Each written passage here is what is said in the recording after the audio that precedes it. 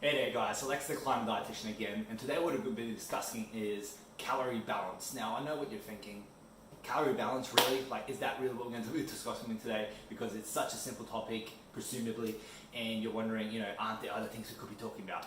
Well, yes, but calorie balance is something that really everyone needs to understand, at least to the most basic level, and get a good understanding around it before they start any nutrition plan, because it really encompasses a lot of what is needed to actually lose some fat. So basically, a lot of people that I see, they come to me and their understanding of energy balance may not be exactly up to scratch. So they think about it in a very simplistic way. So they think calories in or energy in is just calories from food, which yes, that's right. And then calories out is what they're actually thinking about is just exercise. So they think that the exercise they do, when they move, when they go for a run, when they do CrossFit, that's their energy out component of the equation, which that is only one component of energy out. So that's why today I just want to go in more detail about what really does encompass energy and energy out, how to achieve an energy balance, and how to manipulate that energy balance for your actual goals, whether that's fat loss, muscle mass gain, whatever it may be. Most of you guys are probably for fat loss. If you follow me on Instagram, you know that I talk a lot about fat loss and help clients lose fat, so that's a big part of my expertise there. But you can always manipulate the energy balance for your own goals, whatever it may be. It doesn't always necessarily have to be fat loss. So let's get started, guys. So energy in basically is what it does sound like. It's the energy from food, or calories so to speak, that you're consuming from food and drinks when you eat. It's basically, for lack of a better word, the fuel for your body. That's really kind of what we're looking at when we look at energy in. So we're not going to touch too much on that because that's pretty well understood by most people. It's a pretty well known kind of factor, so to speak, so we won't touch on it too much. But what we will talk about in more depth is energy out. So a lot of people get this wrong because they really, like I said, just think about the energy they're consuming through the actual exercise they're doing. Go for a run, that's my energy out. Let's balance out, I've got to burn this many calories for exercise to achieve this fat loss. And that's not the right way to look at it, because there's other factors that affect your actual energy out. So let's look at them now.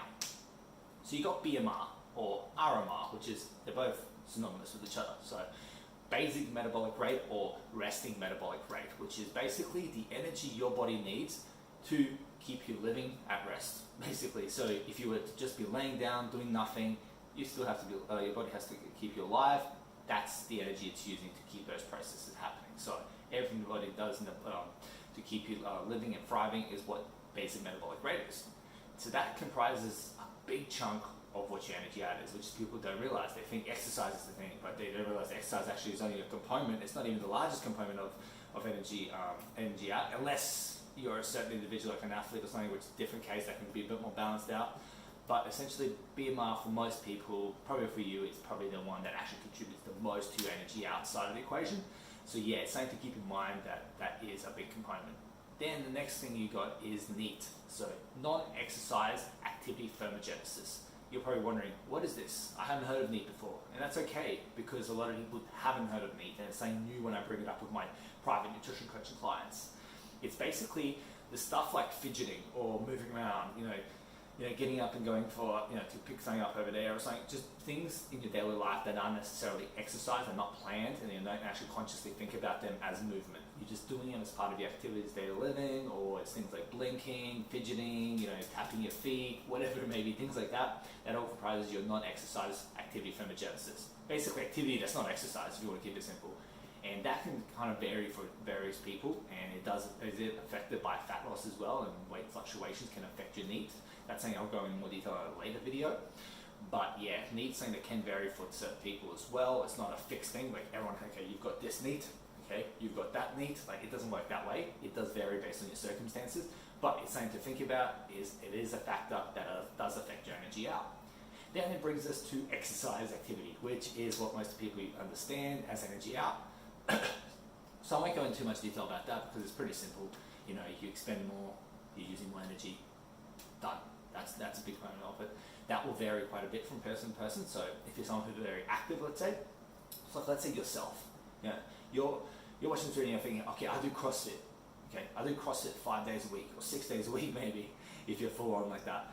And then you're wondering, okay, so obviously my energy out from exercise will be a lot higher than some people. Yes, that is correct. So for someone that's someone who's maybe more sedentary, not very active, their component of energy out's not going to be that high from exercise, whereas your component will be higher. So that is dependent on lifestyle as well. So a lot of these things, as you can see, are not set.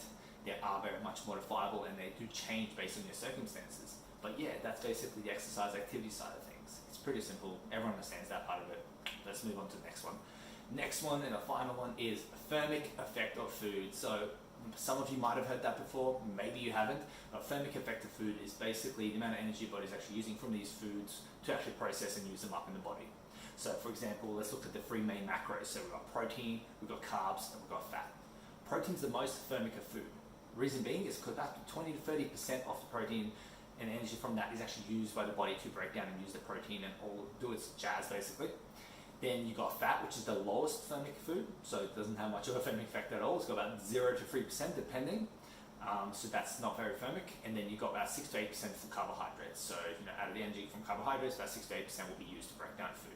So as you can see, manipulating your macros can have an effect on your energy out as well. So I guess you could argue that in this case, in a simple way, that not all calories are just a calorie, because in some ways, calories from protein could, in theory, it doesn't mean there's like magic to fat loss, I think, but in theory, calories from protein will have more of a thermic effect and therefore increase your energy expenditure to some degree.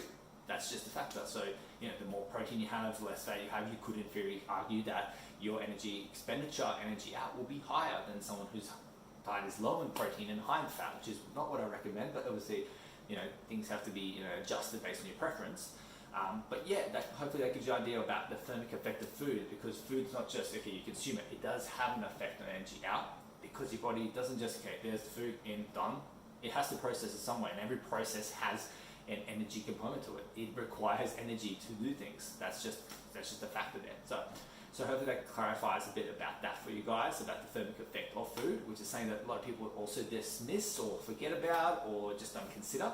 But it is an important factor because it does have an effect on your actual energy out. Overall, in total, thermic effect of food only has about 15% effect on energy out. Like it comprises a 15% chunk of that energy out component, but still, it's still a part of it. So it's still good to understand so that it's not just exercise, it's mostly resting metabolic rate for most people. Big chunk of it can be exercise depending on activity level. There is a factor there for need, so how much you fidget and move around, do things that are not exercise necessarily, and then obviously thermic effect of food. So what you eat can actually have some effect on your energy expenditure, even at a most basic level, even if it's not too significant to actually influence any long-term, significant fat loss, but it's still a factor, still need to consider it, so yeah. So that's kind of the basics about energy and energy out to give you guys an idea, to get you started. But when you think about it, okay, so let's say your goal is fat loss. You want to be in a negative energy balance. Basically what that means is you're burning more energy, consuming less energy. Okay, you're in a negative energy balance. You have less energy coming in and you're actually using up. And in theory, if you're in a deficit, you will be losing weight. Whether that's fat, muscle, whatever, that's a different story. Ideally, you will only be losing much fat, not muscle, but that's basically what you're kind of looking at there. Then obviously for a positive energy balance, is you're consuming more and exercising less. Okay, so you're eating more foods, but not using it up as much, whether it's through all those processes we talked about before. But essentially, you could likely be in a surplus in that case, and if you're in theory in a surplus, you'll be gaining weight of some sort, muscle, fat, whatever it may be. So that kind of hopefully gives you a bit of understanding about not only what is energy balance and what factors comprise energy balance, but also how energy balance does affect your goals and the results you're actually looking for. So if you're looking for fat loss, you really want to be in a negative energy balance, and the way you achieve that is a number of ways, but that's a different thing. If you want help with that, leave a comment below, and we can have a chat and see where we can get from there. But yeah, again, if you've got any questions at all, guys, just leave a comment below and I'll get back to you. But hopefully this video has really kind of given you guys more of an idea around the basics, really, of calorie balance or energy balance or whatever you may call it, because people look at it in too much of a simplistic way. It doesn't give it just in terms of all the fine details that are actually in effect there, and it doesn't really give you the right tools needed to actually adjust nutrition plan going forward. So hopefully this gives you guys a good basis, and yeah, hopefully talk to you guys soon.